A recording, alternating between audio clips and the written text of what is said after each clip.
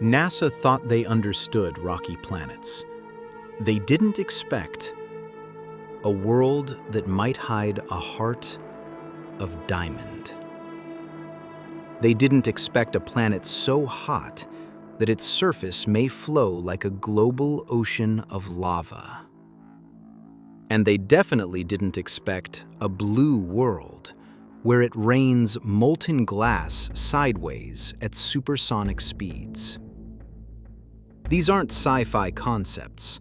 They're real exoplanets, observed, measured, modeled, and they are rewriting what a planet can be. You clicked for strange exoplanets. You're in the right place. That Earth twin in the thumbnail? It's either a diamond furnace or a blue hellstorm. First, we'll meet 55 Cancri, a super-Earth where crushing pressure and searing heat may forge a literal crystalline core. Then we pivot to HD 189733b, deep blue skies with sideways shards of molten glass riding winds at 7 times the speed of sound. Stay with me to learn why habitable zone doesn't mean habitable, and how supercritical atmospheres and exotic minerals rewrite what a planet can be. From far away, 55 Cancri looks like a scaled-up Earth. Up close, the ground likely glows. How does something so familiar on paper turn into a crucible where rock acts more like liquid than land? Start with the neighborhood. This planet orbits a bright, naked-eye star in Cancer, part of a well-studied multi-planet system. Its size tempts you to trust it, roughly twice Earth's radius, with a mass that points to a rocky makeup rather than a puffy mini-Neptune. But the orbit wipes out that comfort. It schemes so close to its star that a full year passes in less than 20 hours. The dayside receives a steady blast of starlight so intense that temperatures tower above typical lava flows. Some nights, we even see hints that the brightness changes a bit over time, a clue that clouds of rock vapor or shifting lava seas might come and go.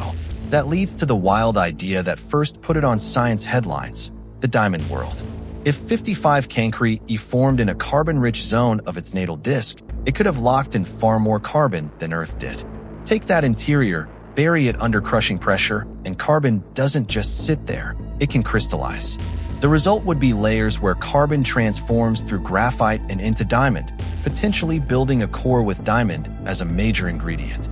No sparkle here, just dense, super hard mineral locked under immense heat. We don't have a shovel, but we do have phase curves, measurements of the planet's infrared glow as it orbits. Those curves reveal a roasting dayside that radiates like a forge, and the hottest spot doesn't line up with the point directly under the star. The hot spot shifts eastward, which means heat gets moved around, either by rivers of lava sliding across the surface or by a paper-thin, superheated atmosphere made of volcanic gases. Both options are bad for picnics and great for physics. Why so much heat? The star's gravity needs the planet every orbit. That tidal flexing grinds the interior and keeps energy flowing upward. Think of Jupiter's moon Io, famous for its volcanoes, then scale the process to a world with far more mass and far less distance to its heat source. Instead of scattered eruptions, you end up with near-constant resurfacing and a global foundry that never cools. At these extremes, matter breaks are Earth-trained categories.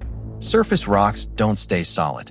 Silicates melt into a churning magma ocean that may span continents or even the entire dayside. Volatile compounds like sodium or carbon-bearing species reach temperatures and pressures where they enter supercritical states, neither classic gas nor liquid, so they dissolve and transport heat and chemicals in ways our weather models struggle to capture. Shorelines don't exist when the sea is molten basalt that can overturn in minutes to hours. There's still debate over what all this means for the interior. A carbon-rich, diamond-heavy planet would satisfy the high density in a dramatic way. An oxygen-rich planet dominated by silicates and metal could also match the mass and radius without any diamonds at all. Bulk density can't break that tie. Many mixtures can fit the same numbers. What can help is spectroscopy. If we catch emission or absorption from gases like CO, CO2, HCN, or CO, and map how they change with phase, we'll learn whether carbon chemistry or oxygen chemistry runs the show. That's where new infrared spectra step in. hunting fingerprints of a thin atmosphere or directly sampling the glow of the magma. So the so-called Earth twin melts the copper thermometer.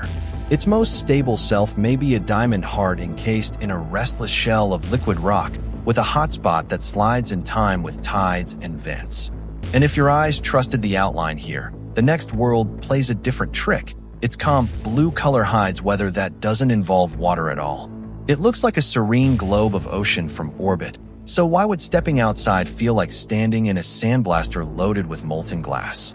Meet HD 189733b, a hot Jupiter circling a nearby star bright enough that telescopes can take its measure with unusual precision. You see it often because the system's orientation lets the planet pass in front of and behind the star, giving clean transits and eclipses.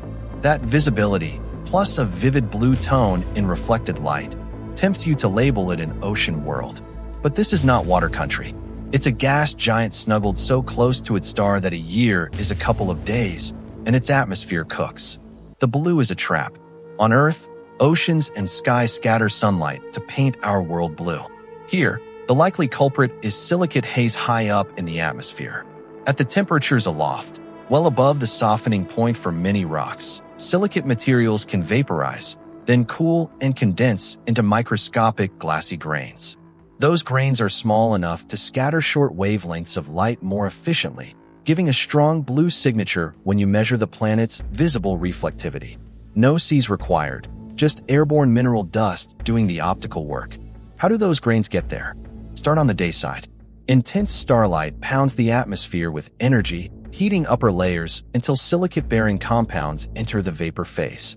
Updrafts and vertical mixing loft that vapor higher, where pressures drop and temperatures fall just enough for condensation to kick in. Tiny particles of magnesium silicates, like instatite or forsterite, can nucleate and grow into a fine haze. Their sizes land in the sweet spot for Rayleigh-like scattering, so blue light bounces around and escapes to our telescopes while redder light gets absorbed or passes through. Now for the winds. With one side always facing the star, the thermal contrast between day and night is brutal. That imbalance drives jet streams that wrap the planet, shunting heat eastward. Models and Doppler shifts in spectral lines indicate wind speeds of thousands of kilometers per hour, well into supersonic territory for the local sound speed. Those jets shear and stretch clouds, dragging particles sideways as they form. So when people say glass rain, it's not a gentle fall. On the night side, where temperatures drop, silicate vapor condenses into grains and starts to descend, but the hurricanes of air keep shoving it laterally, turning rain into a horizontal spray. The chemical backdrop amplifies the story. Sodium and potassium carve broad absorption features that shape the optical spectrum. Carbon monoxide thrives in the heat, imprinting strong lines in the infrared. Additional haze layers flatten what you'd otherwise see, muting some features and brightening others. Despite all that motion, heat redistribution is inefficient. The day side still blazes, while the night side, though warm by Earth standards, sits cooler. That thermal map tells you the jets don't fully even out the energy before the gas radiates it away. How do we know? Multiple instruments watch this world. Optical measurements revealed a low but distinctly blue-tinted albedo, pointing to high-altitude scattering rather than deep reflective clouds. Infrared phase curves traced the shifting hotspot and measured the contrast between day and night. High-resolution spectroscopy from the ground caught tiny Doppler shifts in molecular lines, reading wind speeds directly across the limb. Piece those datasets together and the picture holds. Blue from silicate haze, scorching dayside, relentless jets, and glass grains moving fast enough to strip paint and patience. That beauty is a warning label, not a welcome mat. We've met the diamond furnace and the glass storm. Now let's reset what habitable zone actually hides, and why some of the most hostile physics sits exactly where our instincts say a world should feel friendly. Distance gives you hope. Physics decides your fate. A planet can sit in the right orbit and still host metals as clouds, rocks as vapor, and water locked away by pressure or stripped by heat. Habitability lives in chemistry, structure, and energy flows. How gases absorb light, how magma cycles, how winds move heat.